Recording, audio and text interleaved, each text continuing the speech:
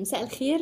أنا كنت النهاردة عايزة أتكلم معاكم في موضوع مهم جدا، وموضوع للأسف بيهمنا كلنا، كبار وصغيرين.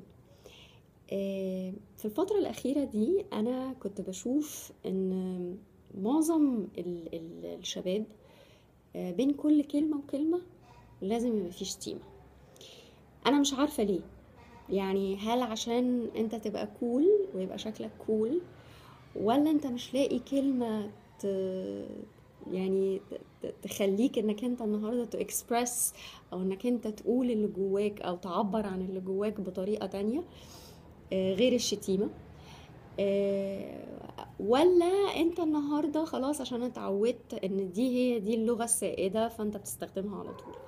انا شخصيا من وجهة نظري انا كشابة شايفة انه ده مش صح، يعني شايفة انه الموضوع لازم الواحد يمسك لسانه شوية، لانه لو اتعود عليه هتبقى كارثة.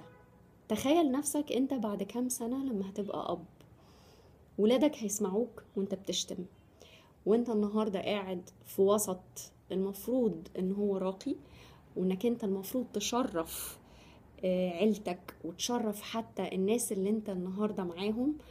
آه، بالعكس انت هيبقى منظرك مش لطيف، هتبان ان انت مش راقي، هتبان انك انت، انا اسفة عن التعبير بس مش متربي.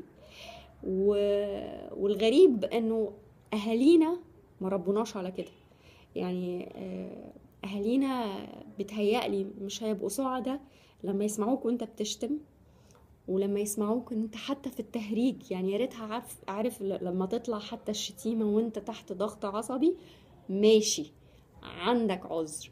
بس انك انت النهاردة تشتم من باب التهريج، من باب ان انت خلاص بقت الشتيمة دي العادة، يعني زي الكحة او زي حتى الرمشة بعينيك، ما ينفعش. انا شخصيا شايفة ان احنا محتاجين ان احنا نقف عند الحتة دي كتير كشباب، محتاجين ان احنا نعرف كويس قوي ان الكلام ذوق، وبيدل على رقي اخلاقك، وبيدل على حسن تربيتك. فانت النهارده ما ينفعش ان انت تبين قدام الناس وتجيب الكلام لعيلتك ان هم ما يعرفوش يربوك.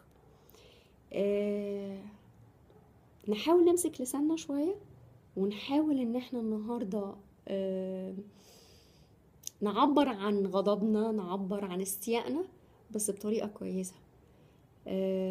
الشتيمة على فكرة حاجة مش ظريفة، يعني حتى لو انت النهاردة صحابك اللي انت متيم بيهم وانك انت شايفهم ان هم واو مثلك الاعلى والكلام ده وبيشتموا، يعني الواحد يبقى مثله الاعلى في حاجات كويسة مش في حاجات وحشة. فاتمنى يعني ان احنا كلنا، انا بتكلم على فكرة الكلام ده ليا انا كمان، يعني مش بوعظ، بس انا فعلا دي عادة وحشة جدا، وللأسف احنا بقينا نسمعها في الشارع، بقينا وبصوت عالي، يعني حتى كمان مش بحياء. يعني انك انت النهاردة تبقى حاسس ان انت بتعمل حاجة غلط فانت بتقولها وانت بحياء بتتكلم بصوت واطي، لا، الشتيمة بقت تتقال علنا وبصوت عالي، وكأن ده بقى الطبيعي وده بقى العادي. فاعمل حساب ان انت ممكن يكون حد من قرايبك، اختك، بنت خالتك، او حتى والدك او والدتك قاعدين وسمعوك، هيبقى موقفهم ايه وموقفك انت ايه؟ اتمنى ان انتوا تراجعوا نفسكم، ونحاول النهاردة نرتقي شوية بنفسنا، ونحاول ان احنا بجد نربي نفسنا عشان نقدر نربي ولادنا صح لما يجوا ان شاء الله. سلام.